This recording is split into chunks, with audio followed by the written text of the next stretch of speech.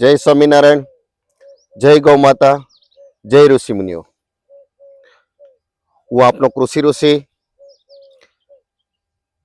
આજે 3 મુદ્દા ઉપર ચર્ચા કરવી છે. પહેલો મુદ્દો કે આપણા શરીરમાં કેલ્શિયમ ઘટ્યું છે,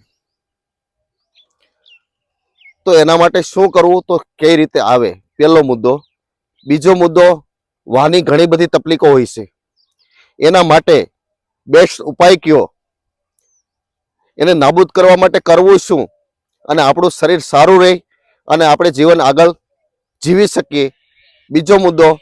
ત્રીજો મુદ્દો, અત્યારે ઘરે ઘરે કમરના દુખાવા, ઘૂંટણના દુખાવા આ બધું વધી રહ્યું છે, ત્યારે આ ત્રણેયનું નિવારણ કરવું છે. આજે માનવ શરીર અને એનું સ્વાસ્થ્ય સારું રહે એના માટે આપણે બતાવવા જઈ રહ્યા છીએ. આજે વિડીયોમાં અંત સુધી બન્યા રહેજો. જે અધૂરી માહિતી લઈને ફોન ન કરતા, કારણ કે આ ચેનલની અંદર ઘણા બધા બીજા પણ વિડીયો છે, ખેડૂતના લગતા પણ વિડીયો છે અને આમ જનતાને પણ લગતા વિડીયો છે. ઘણી વસ્તુ છે કે ભાઈ લાંબો સમય લગે અનાજ રાખવા માટે શું કરવું, બગડે નહીં, તો એ બધાને લાગુ પડે છે, ખેડૂતને પણ લાગુ પડે છે. ત્યારે આવા ઘણા બધા વિડીયો છે, આ ચેનલની અંદર જોઈન્ટ પણ થઈ જજો. અને જે પ્રશ્નોના જવાબ પીડ્યા એના પ્રશ્નો પાસે પૂછતા નહીં, કારણ કે અંદર જવાબ પીડ્યા છે ચેનલમાં જોઈન્ટ થઈ તો તમને ઓટોમેટિક મળી જશે. નકર અમે પણ એમાં ને એમાં રહીએ છીએ. નવા તમારો કોઈ પણ પ્રશ્ન હોય તો પૂછજો, એના પણ અમે જવાબ પણ આપશું, એનું નિવારણ પણ કરશું. ત્યારે પહેલો મુદ્દો કે આપણે કેલ્શિયમ ઘટ્યું છે, તો એના માટે શું કરશું. તો ઘટ્યું ત્યાંથી પહેલો મુદ્દો બતાવી દઉં કે જે અટાણ લગી રાસાયણિક ખેતી થઈ છે, જો રાસાયણિક કોઈ પણ વસ્તુ છે એની અંદર કેલ્શિયમ નામનું તત્વ જ નથી. એ જમીનમાં આપ્યું એટલે જમીનમાં કેલ્શિયમ નો આવ્યું, જમીનમાં નથી છોડમાં ન હોય, છોડમાં નથી દાણામાં ન આવ્યું. એ દાણા આપણે ખાઈએ છીએ તો આપણા શરીરમાં કેલ્શિયમ નહીં આવે. હું તમને એક પ્રશ્ન કરું કે તમારા વડવાઓ હતા કેટલો વજન ઉચકી શકતા હતા, અને અત્યારે હાલમાં તમે કેટલો ઉચકી શકો છો.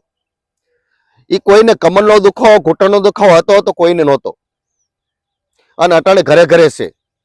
એના કારણ કેલ્શિયમ ઘટ્યું. તો આપણે કેલ્શિયમ કઈ રીતે મેળવી શકશું. એક તો જો ગાય વિયાય ત્યારે એનું ખીરું આવે, એની બળી ખાઈશું, એમાં ભરપૂર પ્રમાણમાં કેલ્શિયમ હોય છે. પહેલો મુદ્દો. પણ આ બધાને મળી ન શકે, અને હવે સહેલો સસ્તો ઉપાય તમને બધે મળી જાય એવી વસ્તુ બતાવવા જઈ રહ્યો છું. ત્યારે આ સરગવો છે, આ સરગવાની આપણે સિંગનું શાક ખાઈશું તો એમાં પણ ભરપૂર પ્રમાણમાં કેલ્શિયમ છે. એ ખાઈશું તો વાનો દુખાવા માટે જડ મૂળથી કાઢવાવાળો આ સરગવો છે. બાકી કોઈ પણ દવા લઈશો તમારી વાનો દુખાવો છે જશે નહીં. કેલ્શિયમનું પ્રમાણ પણ આની અંદર ભરપૂર પ્રમાણમાં છે. અને ઘણી વખત મારે જ્યારે કામ અહીંયા વધારે થઈ ગયું, લોડ થઈ ગયો હોય, કમરનો દુખાવો થતો હોય, અને જ્યારે મેં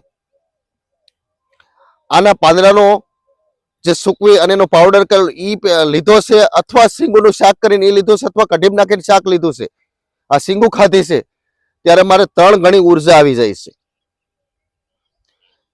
ત્યારે આ સરગવો એક એવી વસ્તુ છે તમને સહેલાઈથી બધી મળી જશે. તો કેલ્શિયમ પણ આની અંદર ભરપૂર પ્રમાણમાં છે. બીજા ઘણા બધા તત્વો છે, પણ જો બધા લેવા જઈશું તો વિડીયો લાંબો પણ થઈ જશે, એટલે બીજા મુદ્દા પછી લઈ લઈશું.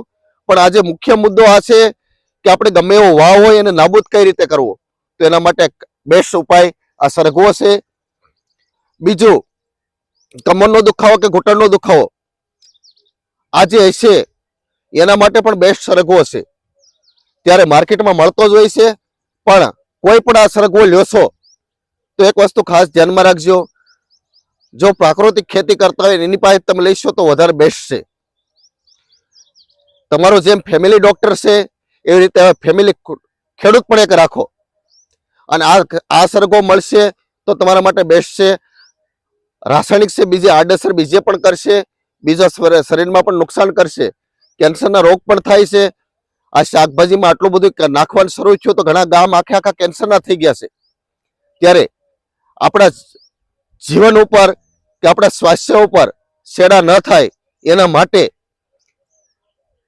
પૈસો ગમે એટલો હોય છે પણ પડ્યો રહેશે, કાંઈ કામમાં નહીં આવે. એટલે આપણે જે હવે ફેમિલી ખેડૂત પણ એકાદો રાખી કે જે પ્રાકૃતિક ખેતી કરતો હોય એને પણ પ્રોત્સાહન મળે, એ પણ આગળ વધી શકે. તો એવા ખેડૂતને પણ ગોતી લઈ. કોઈ પણ આ વિડીયો સાંભળો છો, કોઈ પણ આને આગળ પણ વધારો, આટલો શેર કરો કે જેના કોઈના પ્રશ્નો હોય એનું સોલ્યુશન થાય.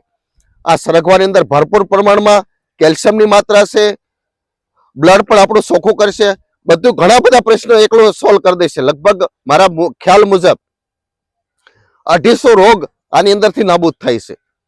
ત્યારે સરગવાનું સેવન કરો, આપણા બધા પ્રશ્નો સોલ્વ થશે.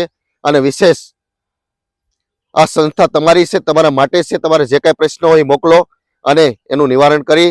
અને વિશેષ આ વિડીયોને શેર કરો, બીજાને પણ લાભ મળે. અસ્તુ. જય સ્વામિનારાયણ, જય ગૌ માતા, જય ઋષિમુનિઓ.